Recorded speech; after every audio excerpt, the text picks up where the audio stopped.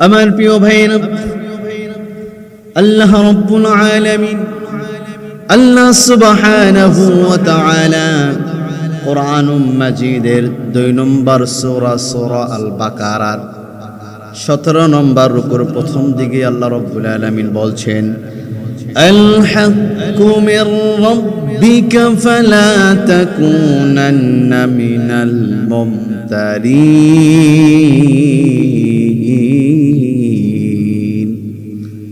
আল্লাহ রাব্বুল আলামিন তার বান্দাদেরকে বললেন, আল্লাহ রাব্বুল আলামিন তার বান্দাদেরকে, তার বান্দীদেরকে বললেন, হে আমার বান্দারা, আমার বান্দীরা, তোমরা শোনো, হক কোনটি? তোমরা কি জানতে চাও? তোমরা কি শুনতে চাও হক কোনটি?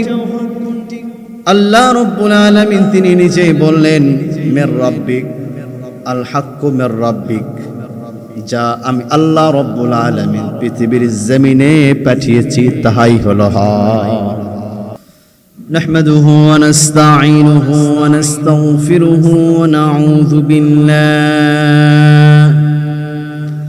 ونعوذ بالله من شرور أنفسنا ومن سيئات أعمالنا. من يهد الله فلا مضل له ومن يضلله فلا هادي له. الذي أرسله بالحق بشيرا ونذيرا وداعيا إلى الله بإذنه وسراجا وقمرا منيرا. فقد قال الله تعالى في كلامه المجيد وفرقانه العظيم. أعوذ بالله من الشيطان الرجيم. بسم الله الرحمن الرحيم. الحق من ربك فلا تكونن من الممترين.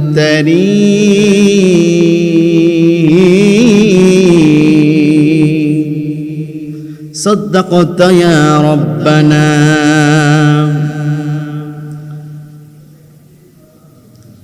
मदीना मदीना मोमिनों की गुनगुना है, दीदारे मदीना में आशिकों की चमकती है. बनगुल उला बिकमालिही कशफ दुजा बिजमालिही. حسنت جميع خصاله صلوا عليه وآله. আমরা আজকে আলোচনা শুনব বিদায় হজের ভাষণ থেকে যে 7টি মেসেজ আমরা পেয়েছি। আল্লাহ রব্বুল আলামিনের প্রিয় হাবিব মুহাম্মদ সাল্লাল্লাহু যে 7টি মেসেজ আমাদেরকে দিয়েছেন, 7টি শিক্ষা যে আমাদেরকে দিয়েছেন, এই 7টি শিক্ষা কি কি শিক্ষা, এই বিষয়ে আজকে সংক্ষেপে কথা হবে। বিমাশিয়াতিল্লাহ ওয়া বিফাদলিল্লাহ ওয়া মা তাওফিক ইল্লা বিল্লাহ।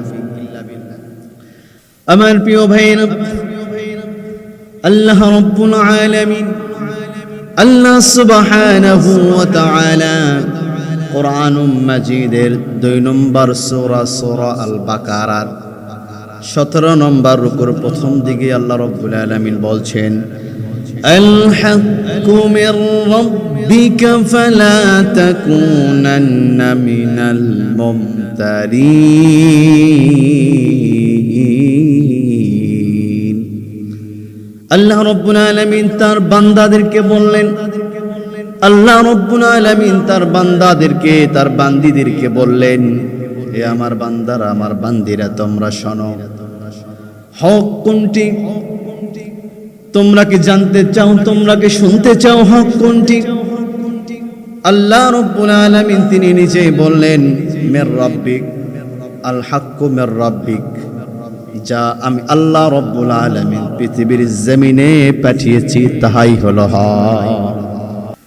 আল্লাহ রাব্বুল আলামিন পৃথিবীর জমিনে যাহা পাঠিয়েছেন তাহাই হলো হক। আল্লাহ রাব্বুল আলামিন আসমান দান করেছেন, আসমানটি হলো হক। আল্লাহ রাব্বুল আলামিন জমিন দান করেছেন, জমিনটি হচ্ছে হক। আল্লাহ রাব্বুল আলামিন যুগে যুগে নবী রাসূল গণদেরকে পাঠিয়েছেন, নবী রাসূল পৃথিবীর জমিনে এসেছেন, এটা হচ্ছে হক। আল্লাহ রাব্বুল আলামিন যে কোরআনুল মাজিদ পৃথিবীর জমিনে দান করেছেন, এই কোরআনুল মাজিদ হক। কোরআনের মধ্যে কি কোনো ভুল আছে নাকি? কোনো ভুল নাই। পৃথিবীর যদি কোনো লেখক গবেষণা করে কোনো কিতাব লিপিবদ্ধ করে, ওই কিতাবের প্রথম দিকে অথবা শেষের দিকে মুসান্নিফ রাহিমাহুল্লাহ সে লিপিবদ্ধ করে লিখে থাকে যে ভুল মার্জনীয়, ভুল হলে বলবেন, সংশোধন করে নেব। কিন্তু আল্লাহ রাব্বুল আলামিন রহমানুর রহিম, দয়ালু দয়াময় আল্লাহ রাব্বুল আলামিন তিনি এমন কিতাব পৃথিবীর জমিনে দান করেছেন, এই কিতাবের মধ্যে কি কোনো ভুল আছে নাকি? এই কিতাবের মধ্যে কোনো ভুল নাই। আল্লাহ রাব্বুল আলামিন কোরআনুল মাজিদের সূরা আল বাকারার 2 নম্বর আয়াতে আল্লাহ সুবহানাহু ওয়া তাআলা তিনি নিজে বলছেন, যাদের মুখস্থ আছে সোনালী আয়াতটি ঠোঁট মিলিয়ে আমার সঙ্গে একটু বলুন না, যালিকাল কিতাবু লা রাইবা ফীহি হুদাল লিল মুত্তাকিন। যালিকাল কিতাব, এটি এমন একটি কিতাব, এই কিতাবের মধ্যে কোনো ভুল নাই, এই কিতাবের মধ্যে কোনো সন্দেহ নাই, এই কিতাবের মধ্যে কোনো সন্দেহের অবকাশ নাই, এই কিতাবের মধ্যে কোনো মিথ্যা বানোয়াট কোনো কথা নাই, এই কিতাবের মধ্যে কোনো ভুল নাই, কোনো মিথ্যা নাই। আল্লাহু আকবার। আল্লাহ রাব্বুল আলামিন পৃথিবীর জমিনে যে কিতাব নাজিল করেছেন, আল কোরআনুল মাজিদ বা আল কোরআনুল ফুরকান, এই কিতাবের মধ্যে কোনো ভুল নাই, এই কিতাবের মধ্যে কোনো সন্দেহ নাই, এই কিতাবের মধ্যে কোনো সংশয় নাই। এবং আল্লাহ রাব্বুল আলামিন বলেন হুদাল লিল মুত্তাকিন, এবং মুত্তাকি যারা হবে এই মুত্তাকিদেরকে এই কোরআনুল মাজিদ পথ দেখায় দেবে। যারাই হবে মুত্তাকি, মুত্তাকিদেরকে পথ দেখায় দিবে কে? কোরআনুল মাজিদ। হুদাল লিল মুত্তাকিন, মুত্তাকিদেরকে পথ দেখায় দিবে। মুত্তাকিদের জন্য কোরআনুল মাজিদটা হচ্ছে হেদায়েত, মুত্তাকিদের জন্য কোরআনুল মাজিদ কি? হেদায়েত। সুতরাং যারাই হবে মুত্তাকি, যারাই হবে মুমিন, যারাই হবে পবিত্র মুসলমান, এরাই কোরআন থেকে গাইড নিয়ে নিয়ে তারা জান্নাতে যেতে পারবে। আর যারা মুত্তাকি হতে পারে নাই, আর যারা মুত্তাকি হতে পারে নাই, যারা ঈমানওয়ালা হতে পারে নাই, যারা মুসলমান হতে পারে নাই, এই ব্যক্তিগুলো কোরআন থেকে গাইড নিতে পারে না, এই ব্যক্তিগুলো কোরআন থেকে গাইড নিতে পারে না।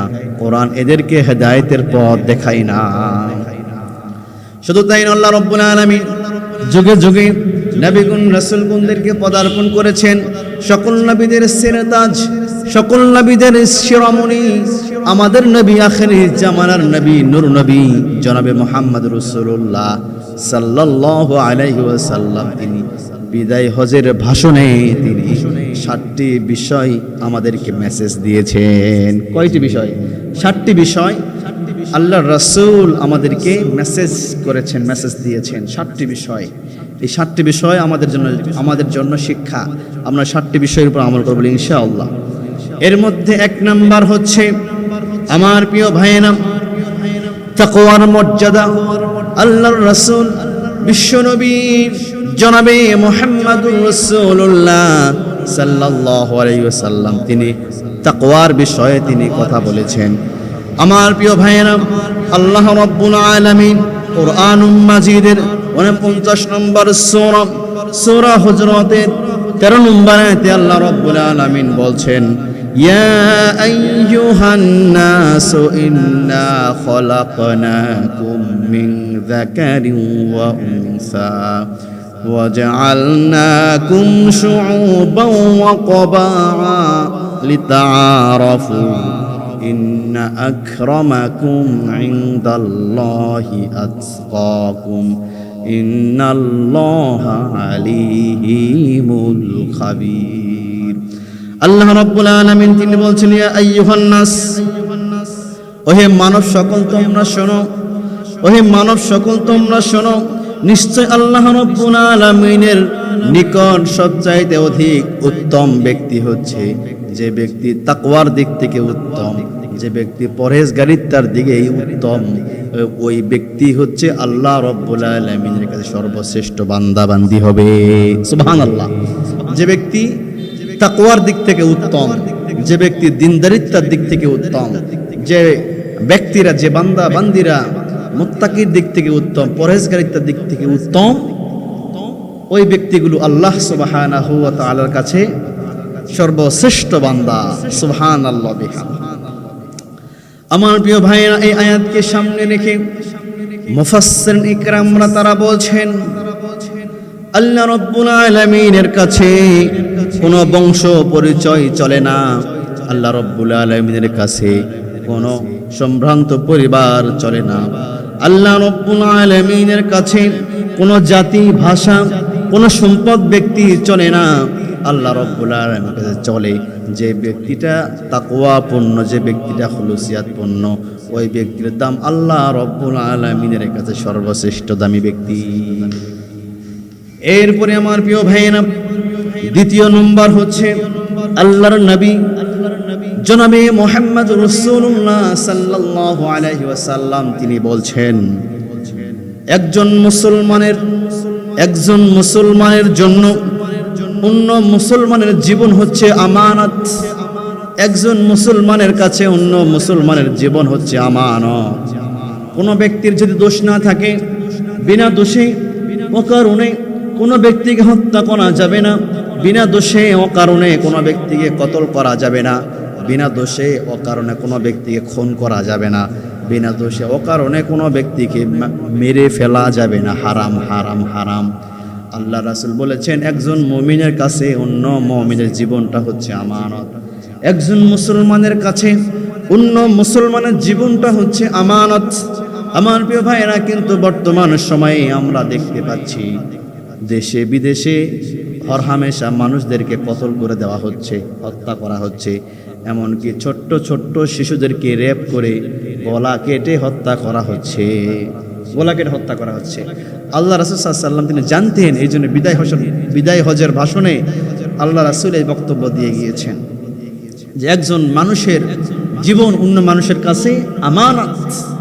আমানতটা রক্ষা করতে হবে। এই আমানতটা নফল আমানত নয়, এই আমানতটা মুস্তাহাব আমানত নয়, এই আমানতটা হচ্ছে ওয়াজিব ফরজ আমানত। এই আমানত আমরা রক্ষা করবো ইনশাআল্লাহ। আমার প্রিয় ভাইরা, এরপরে আমার নবীজি আরো বললেন একজন মুসলমানের সম্পদ অন্য মুসলমানের কাছে আমানত। একজন মুমিনের সম্পদ অন্য মুমিনের কাছে আমানত। একজন মানুষের সম্পদ অন্য মানুষের কাছে আমানত। জুলুম করে কোনো মানুষের সম্পদ ভক্ষণ করা যাবে না। জুলুম করে, নির্যাতন করে, শক্তি খাটিয়ে, বাহুবল দেখিয়ে, নাম সুখ্যাতি দিয়ে মানুষের সম্পদ আত্মসাৎ করা যাবে না। যার যেটা সম্পদ, যার যেটা প্রাপ্ত ব্যক্তিদের কাছে সমানভাবে বন্টন করে দিতে হবে, সমানভাবে পৌঁছা দিতে হবে। আমার প্রিয় ভাইয়েরা, বর্তমান যুগেও দেখা যায় এই সম্পদের কারণে ভাই ভাইয়ের মধ্যে দ্বন্দ্ব, এই সম্পদের কারণে ভাই বোনের মধ্যে দ্বন্দ্ব, এই সম্পদের কারণে ভাই ভাইয়ের সম্পর্ক ছিন্ন হয়ে যাচ্ছে। এই সম্পদের কারণে আজকে বাবা সন্তানের মধ্যে সম্পর্ক ছিন্ন হয়ে যাচ্ছে। আমার প্রিয় ভাইয়েরা, সুতরাং সম্পদ হচ্ছে অপর ভাইয়ের সম্পদ আমার কাছে আমানত। আল্লাহ রাসূল সাল্লাল্লাহু আলাইহি ওয়াসাল্লাম বলেছেন আল আখুল মুসলিম, একজন মুসলমান অন্য মুসলমানের ভাই, সুতরাং আপনার ভাইয়ের সম্পদ আপনার কাছে আমানত। আর কোন মানুষের সম্পদ আত্মসাৎ করা যাবে না। এরপরে আমার নবীজি আরো বলছেন একজন মুমিনের সম্মান, একজন মুমিনের মান সম্মান অন্য মুমিনের কাছে আমানত। একজন মানুষের মর্যাদা, একজন মানুষের সম্মান, একজন মানুষের সম্মান অন্য মানুষের কাছে আমানত। কোনো মুসলমান ভাইয়ের সম্মান নষ্ট করা যাবে না, কোনো মুসলমান ভাইয়ের, কোনো মুমিন ভাইয়ের মান সম্মান নষ্ট করা যাবে না। আমার প্রিয় ভাইরা, বর্তমান সময়ে একটা দোষ দেখা যাচ্ছে আমাদের মাঝে, মানুষের মাঝে চকলখুরি করে, চকলখুর করে মানুষের মাঝে দ্বন্দ্ব সৃষ্টি করে দেয়, আত্মীয়তা ছিন্ন করে দিচ্ছে, চকলখুরি করে ভাই ভাইয়ের মধ্যে দ্বন্দ্ব লাগিয়ে ছিন্ন করে দিচ্ছে। আল্লাহর রাসূল বিশ্বনবী জনাবে মুহাম্মদুর রাসূলুল্লাহ সাল্লাল্লাহু আলাইহি ওয়াসাল্লাম তিনি বলছেন, লা ইয়াদখুলুল জান্নাতা কাত্তাত। আল্লাহর রাসূল আরো বললেন, লা ইয়াদখুলুল জান্নাতা কাতি'। আল্লাহর রাসূল জনাবে মুহাম্মদুর রাসূলুল্লাহ সাল্লাল্লাহু আলাইহি সাল্লাম তিনি বললেন, কোন চকলখোর ব্যক্তি তারা জান্নাতে যাবে না। যে ব্যক্তি চকলখুরি করবে সে জান্নাতে যেতে পারে না। এরপরে আল্লাহ নবী বললেন, যে আত্মীয়তা ছিন্ন করবে ওই ব্যক্তিও জান্নাতে যাবে না। তাহলে যারা চকলখুরি করে ভাই ভাইয়ের মধ্যে সম্পর্ক ছিন্ন করে দিচ্ছে, যে চকলখুরি করলো সেও জান্নাতে যাবে না, আর যারা আত্মীয়তা ছিন্ন করলো এরাও জান্নাতে যাবে না। আল্লাহ রাসূলের হাদিস। আমার প্রিয় ভাইয়েরা, ইমামে আযম আবু হানিফা রাহমাতুল্লাহি আলাইহি তিনি চার মাযহাবের শ্রেষ্ঠ, প্রসিদ্ধ, মাশহুর, গ্রহণযোগ্য তিনি ইমামে আযম আবু হানিফা। যত ইমাম আছে সব ইমামদের সেরে তাজ, মাথার মুকুট ইমামে আযম আবু হানিফা রাহমাতুল্লাহি আলাইহি। ইমামে আযম আবু হানিফা রাহমাতুল্লাহি আলাইহি তার মহল্লার খতিব হচ্ছে তিনি। ইমামে আযম আবু হানিফা রাহমাতুল্লাহি আলাইহি তিনি যখন তার মহল্লার মসজিদে নামাজ আদায় করার জন্য যখন যেতেন, তখন মহল্লার বাসীরা, মহল্লার লোকজন ইমামে আযম আবু হানিফাকে সামনে নামাজের জন্য আগায় দিতেন। ইমামে আযম আবু হানিফা তিনি ইমামতি করতেন, 5 ওয়াক্ত নামাজের ইমাম হয়ে গিয়েছে। কিছু কিছু মুসল্লি আছে ইমামদেরকে সহ্য করতে পারে না, কিছু কিছু মুসল্লি আছে ইমামদের দোষ ধরতে চাই, আছে না নাই? কিছু কিছু মুসল্লি আছে ইমামের ভুল ধরতে চাই, কিছু কিছু মুসল্লি আছে ইমামদেরকে প্রশ্ন করে আটকাইতে চাই। আমার প্রিয় ভাইরা, এমন মুসল্লি প্রায় সব মসজিদে দুই একটা আছে। একজন মুসল্লি ইমামে আযম আবু হানিফা রাহমাতুল্লাহি আলাইহির দোষ গুণগুলো মানুষের সামনে বলে বেড়াতো। ইমামে আযম আবু হানিফার কথাগুলো সত্য মিথ্যা মানুষের মাঝে বলে দিত। আর ইমাম আযম আবু হানিফা রাহমাতুল্লাহ আলাইহি তার সঙ্গে ওই এলাকার মানুষদের সম্পর্ক মজবুত ছিল। ওই সম্পর্ক ছিন্ন করার জন্য, ওই সম্পর্ক ফাটল সৃষ্টি করার জন্য ওই সাধারণ মুসল্লি ইমাম আযম আবু হানিফার নামে গীবত করতেন, চগলখুরি করতেন, শাকায়াত করতেন, মিথ্যা অপবাদ দিতেন। দীর্ঘদিন হয়ে যাচ্ছে ইমামে আযম আবু হানিফা রাহমাতুল্লাহি আলাইহি তিনি ওই সাধারণ মুসল্লির বাড়িতে বিভিন্ন আইটেমের খাবার হাদিয়া দিতেন, বিভিন্ন আইটেমের ফলাদি, ফল ফুড ওই সাধারণ মুসল্লির বাড়িতে হাদিয়া দেন। সাধারণ মুসল্লি দিনের কাজ সমাপ্তি করে সন্ধ্যাবেলায় বাসায় ফিরলেন। বাসায় ফেরার পরে তার স্ত্রী বলতেছে, আমার প্রিয় স্বামী গো, শোনেন, আমাদের মসজিদের খতিব সাহেব, ইমাম সাহেব, ইমাম আযম আবু হানিফা রাহমাতুল্লাহি আলাইহি সে আমাদের বাড়িতে বিভিন্ন আইটেমের ফল ফুড হাদিয়া পাঠিয়েছেন। রাতের বেলা ঘুমিয়ে পড়ল, সকাল হয়ে গেল, কাজে চলে গেল সাধারণ মুসল্লি। পরের দিন আবারও ইমামে আযম আবু হানিফা রাহমাতুল্লাহি আলাইহি তিনি পরের দিন আবারও ওই সাধারণ মুসল্লির বাড়িতে বিভিন্ন আইটেমের ফল ফুড হাদিয়া পাঠাইলেন। এইভাবে দীর্ঘদিন অতিক্রম হয়ে গেল। এখন সাধারণ মুসল্লি ভাবতেছেন, আমি ইমামের নামে এত গীবত করেছি, আমি ইমামের নামে এত শাকায়াত করেছি, আমি ইমাম আবু হানিফার নামে এত পরনিন্দা, তার নিন্দা করেছি, চগলখুরি করেছি, তার সম্পর্ক যেন এলাকাবাসীদের সঙ্গে যেন ছিন্ন হয়ে যায় করেছি। কিন্তু ইমাম আবু হানিফা তিনি আমার বাড়িতে হাদিয়া তো পাঠাচ্ছেন, বিভিন্ন ফলের আইটেম, ফল পাঠাচ্ছেন, ফল ফুড পাঠাচ্ছেন। আজকের পর থেকে ইমামে আযম আবু হানিফা রাহমাতুল্লাহি আলাইহির নামে আর কিচ্ছু বলবো না, তাহলে হয়তো আরো বেশি আমার বাড়িতে হাদিয়া তোহফা পাঠাবে। এটা মনে করে ইমামে আজম আবু হানিফা রাহমাতুল্লাহি আলাইহির নামে গীবত করা, শাকায়াত করা, চগলখড়ি করা বন্ধ করে দিলেন। ইমামে আজম আবু হানিফা রাহমাতুল্লাহি আলাইহি পরের দিন হয়ে গেল, ইমাম আবু হানিফা রাহমাতুল্লাহি আলাইহি তার বাড়িতে আর কোনো ফল ফুল পাঠালেন না, আর কোনো হাদিয়া তোহফা পাঠালেন না। সন্ধ্যাবেলা ওই সাধারণ মুসল্লি যখন বাসায় প্রবেশ করলেন, সে সাধারণ মুসল্লি ভাবতেছেন, আমি ইমামের নামে এত গীবত করেছি, আমার বাড়িতে ফল ফুড পাঠিয়েছে, আর তো গীবত করি না, হয়তো বা আরও বেশি ফল ফুড, বিভিন্ন আইটেমের ফল ফলাদি পাঠাবেন হাদিয়া। এ বলে বাসায় প্রবেশ করে সঙ্গে সঙ্গে স্ত্রীকে জিজ্ঞেস করলো, আমার প্রাণের স্ত্রী, কোন হাদিয়া তোহফা কি আসছে আমার বাড়িতে? স্ত্রী বললেন, প্রিয় স্বামী, আমাদের বাড়িতে কোনো হাদিয়া তোহফা আসে নাই। স্বামী বললেন, হয়তো বা ইমাম আবু হানিফা ভুলে গেছেন, হয়তো আগামীকাল হাদিয়া তোহফা পাঠাবে।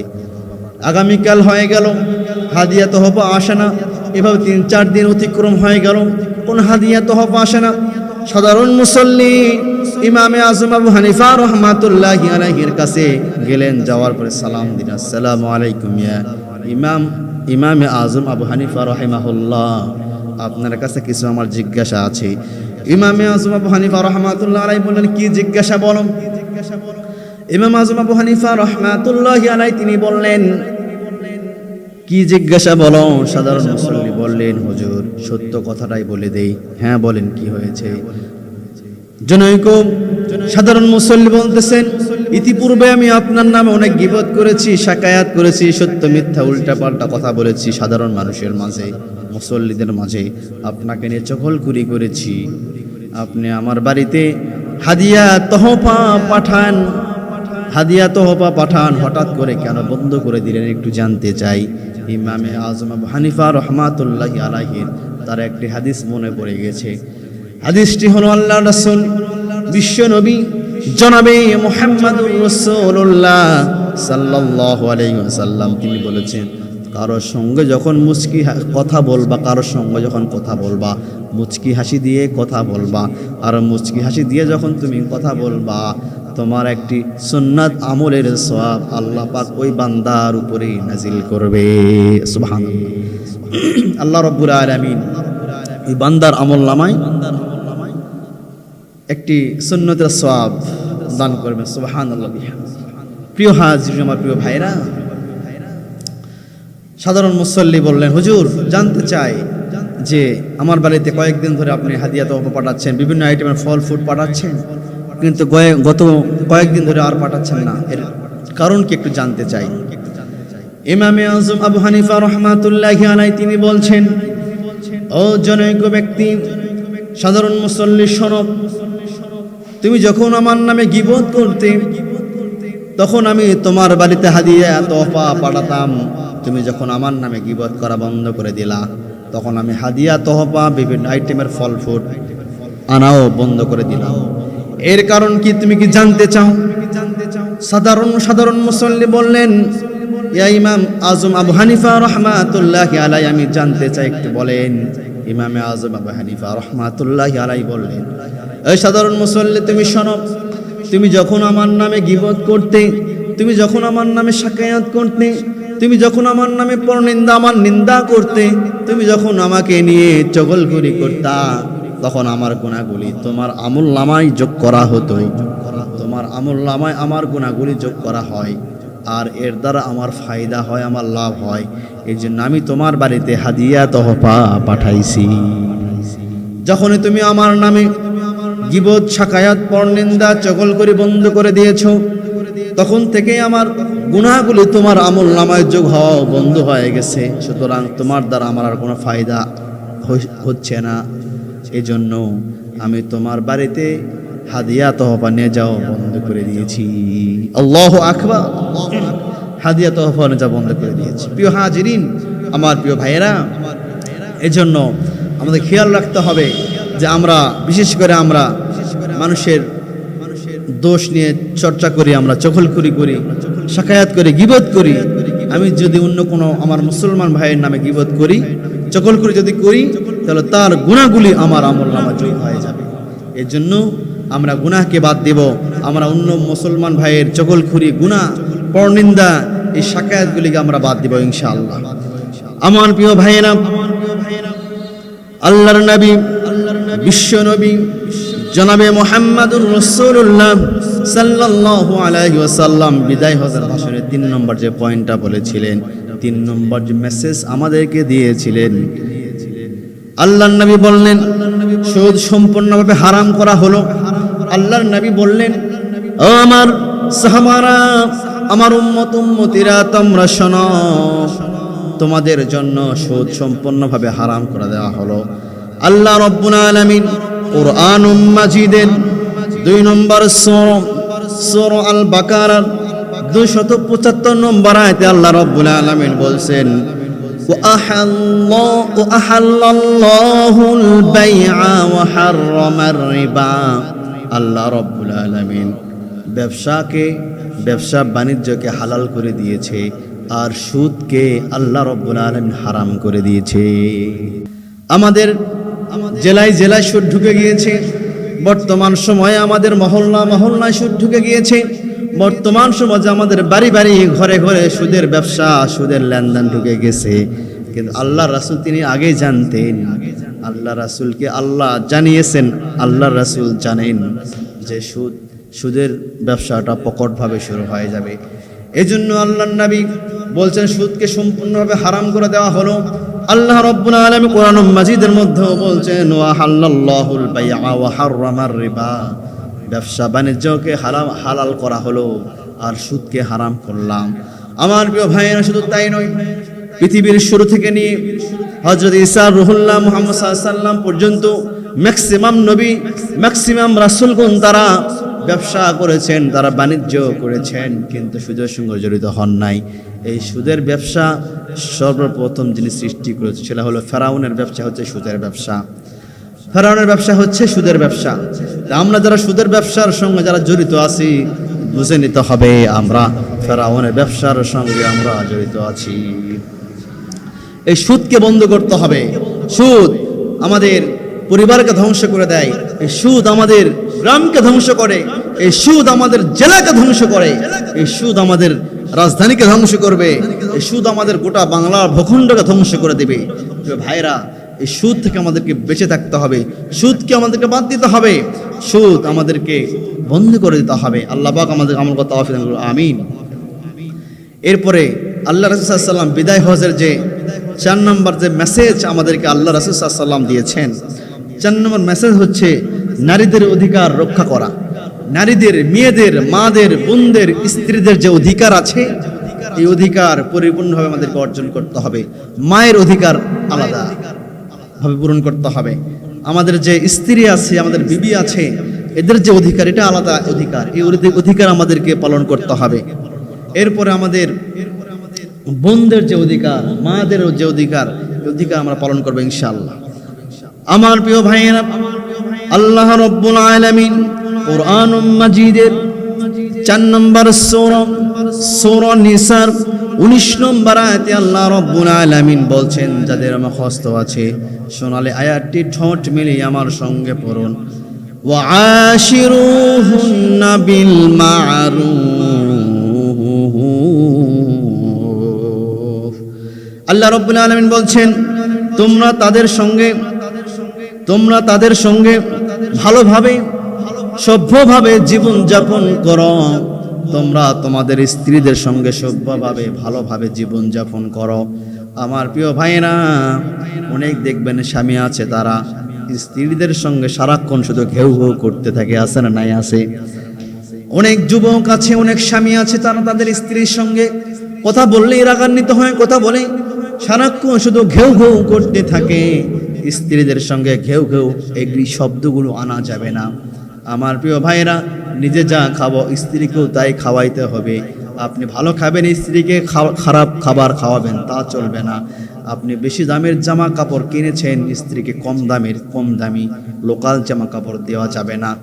আপনি যে পরিবেশে থাকবেন, স্ত্রীকেও সেই পরিবেশে রাখতে হবে। আমার প্রিয় ভাইরা, আবার দেখবেন কিছু মানুষ বিয়ে করার পরে বিদেশ চলে যায়, বউকে বাংলাদেশে রেখে 10 বছরের জন্য, 5 বছর 7 বছরের জন্য বউকে বাংলাদেশে রেখে বিদেশ চলে যায়। এটা স্ত্রীর হক আদায় হয় না। আমার প্রিয় যুবক ভাইয়েরা, আপনি যদি বিয়ে করেন, যদি বিদেশেও যেতে চান, তাহলে বিয়ের আগে বিদেশ যাবেন। ইনকাম করবেন। রেমিটেন্স যোদ্ধা হয়েছেন আপনি, অধিক পরিমাণে সম্পদ অর্জন করে বাংলাদেশে এসে বিয়ে করে সংসার করবেন, স্ত্রীকে সময় দিবেন। আমার প্রিয় ভাইরা, স্ত্রীর হক আদায় করতে হবে। এরপরে আমার প্রিয় ভাইরা, মাদের অধিকার আদায় করতে হবে। মাদের সঙ্গে খারাপ কথা বলা যাবে না, উল্টা পাল্টা কথা বলা যাবে না, মার খেদমত করতে হবে। আল্লাহ রাব্বুল আলামিন কোরআন মাজিদের মধ্যে বলছেন, واخفض لهما جناح الذل من الرحمة وقل رب ارحمهما كما ربياني صغيرا। আল্লাহ রাব্বুল আলামিন দোয়াগুলি আমাদেরকে শিখিয়ে দিয়েছেন। আল্লাহ রাব্বুল আলামিন তার বান্দাদেরকে বলছেন, এ আমার বান্দারা, আমার বান্দিরা, তোমরা শোনো, তোমরা যারা সন্তান আছো, তোমরা তোমাদের বাবার জন্য, তোমরা তোমাদের মার জন্য দোয়া করবা। রব্বিরহামহুমা কামা রব্বায়ানি সগীরা। ইয়া আমার রব্বুল আলামিন, ইয়া রব্বুল আলামিন, আমার রব, আমি যখন ছোট ছিলাম আমার মা বাবা যেভাবে স্নেহ করে লালন পালন করে আমাকে বড় করে তুলেছে, আপনি আপনার রহমতি কুল দ্বারা, কুদরতি কুল দ্বারা আমার মা বাবাকে আপনি লালন পালন করেন। আল্লাহু আকবার। আল্লাহ পাক এই দোয়াগুলো আমাদের শিখিয়ে দিয়েছে। তো আমরা স্ত্রীদের হক আদায় করব, মাদের হক আদায় করব, আমাদের বোনদের হক আমরা আদায় করব ইনশাআল্লাহ।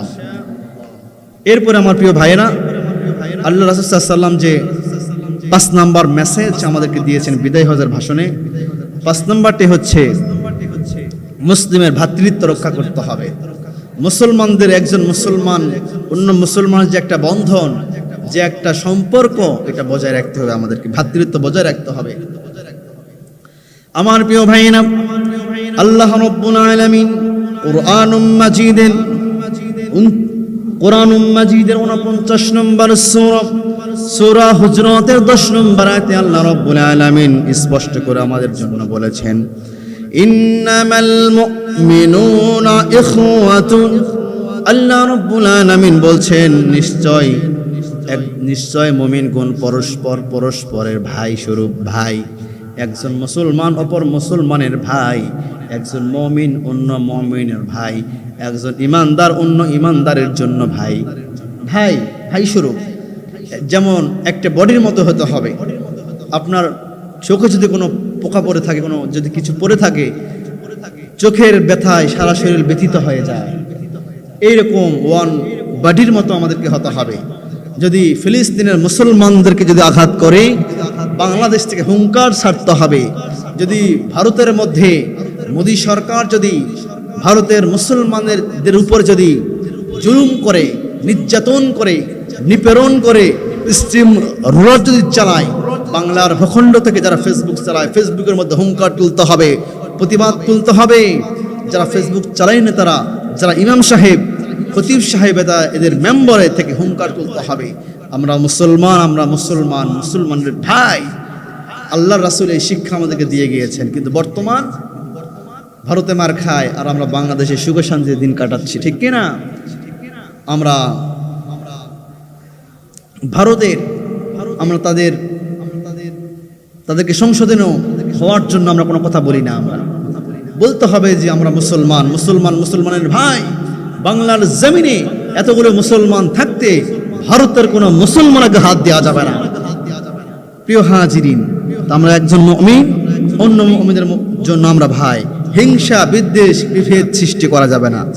কে লম্বা টুপি পরে, কে খাটো টুপি পরে, কে পাঁচকল্লি টুপি পরে, কে হেফাজত, কে জামাত ইসলাম, কে চরমনাই, কে ফুরফুরা, কে সোনাকান্দা, কে সালসিনা, এটা দেখার বিষয় নয়। আমরা কি মুসলমান, আমরা দেশ হিসাবে বাংলাদেশি, বাঙালি, কিন্তু আমরা জাতিগতভাবে আমরা মুসলিম, আমরা মুসলমান।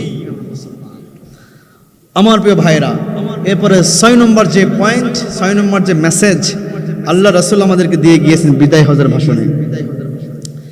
আমার প্রিয় ভাইরা, আল্লাহর নবী বললেন, কোরআনকে আঁকড়ে ধরো, কোরআনুম মাজিদ, এবং আমি নবী আমার সুন্নাহকে তোমরা আঁকড়ে ধরো, আর তোমরা মুসলমানরা বিভেদ সৃষ্টি করো না। আল্লাহ রাব্বুল আলামিন কোরআনুম মাজিদের 3 নম্বর সূরা সূরা আল ইমরানের 103 নম্বর আয়াতে আল্লাহ রাব্বুল আলামিন বলছেন, ওয়া'তাসিমু বিহাবলিল্লাহি জামিআন ওয়া লা তাফাররাকু। আল্লাহ রাব্বুল আলামিন বলছেন, হে আমার বান্দারা তোমরা শোনো, আমি আল্লাহ রাব্বুল আলামিন আমার রজ্জুকে তোমরা আঁকড়ে ধরো। আমি আল্লাহ যে কোরআন দান করেছি কোরআনকে আঁকড়ে ধরো। আমি আল্লাহ রাব্বুল আলামিন যে নবী পাঠিয়েছি পৃথিবীতে ওই নবীর সুন্নাহকে তোমরা আঁকড়ে ধরো। এরপরে আল্লাহ রাব্বুল আলামিন বলেছেন, তোমরা একে অপরের সঙ্গে বিভক্ত হয়ো না, তোমরা বিভিন্ন দল মতে বিভক্ত হয়ো না।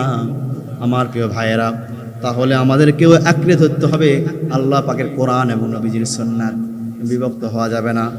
কিন্তু আজকে বাংলার জমিনে দেখা যায়, আজকে বাংলার জমিনে আমরা দেখতে পাই যারা লম্বা টুপি পরে, পাঁচকল্লি যারা টুপি পরে, তারা আবার এই শক্ত টুপিদেরকে দেখতে পারে না। আবার কিছু কিছু ওলামায়ে কেরাম আছে, তারা কলার সারা গুন্ডিওয়ালা জুব্বা পরে, তারা আবার জামাত ইসলামের ওলামায়ে কেরামদেরকে দেখতে পারে না। আবার বাংলার জমিনে কিছু কিছু দল আছে, মত আছে, তারা আবার এই পাঁচকল্লি টুপিকে দেখতে পারে না। আবার কিছু কিছু দল মতের ব্যক্তিরা আছে, ওরাও আলেম, ওরাও ইসলামী দল করে, তারা আবার তার ভিতর অন্য লেবাস পোশাক সেরা সুরতে তাদেরকে আবার দেখতে পারে না। কিন্তু আল্লাহ রাব্বুল আলামিন বলছেন, তোমরা বিভক্ত হও না, বিভক্ত হও না।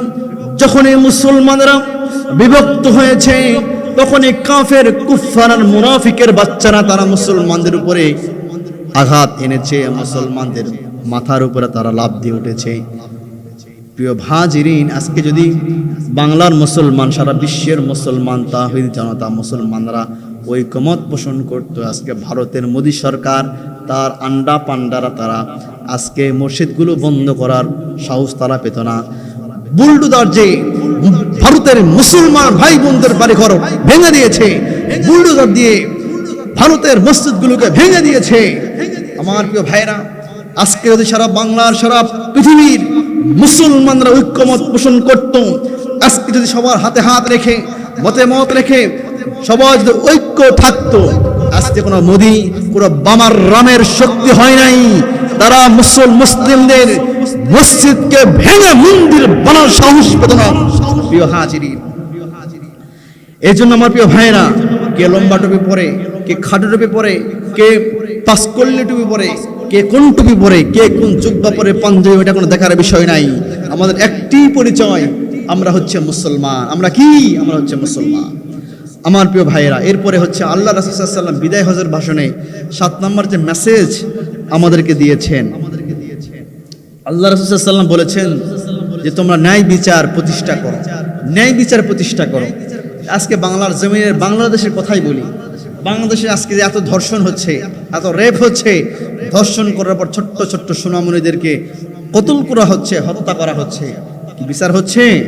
হয়তো 2-1টা বিচার হয়েছে, ম্যাক্সিমাম বিচার হয় নাই।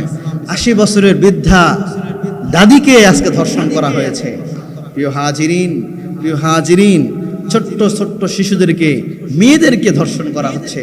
প্রিয় হাজিরিন, আজকে যদি ওমর রাদিয়াল্লাহু তাআলা আনহুর মতো একজন ব্যক্তি বাংলার জমিনে রাষ্ট্রপ্রধান হতো, আজকে এত ধর্ষণ, রেপ, হত্যা বন্ধ হয়ে যেত সব। আমার প্রিয় ভাইয়েরা, আল্লাহ রাব্বুল আলামিন বলছেন, ইন্নাল্লাহা ইয়া'মুরুকুম আন তু'আদ্দুল আমানাতি ইলা আহলিহা। আল্লাহ রাব্বুল আলামিন বলছেন, নিশ্চয় আল্লাহ তোমাদের নির্দেশ দেন, আল্লাহ রাব্বুল আলামিন আমাদেরকে নির্দেশ দিয়েছেন, তোমরা আমানত এবং আমানত রক্ষা করবা এবং হকদারদের হকগুলি তোমরা আদায় করে দেবা।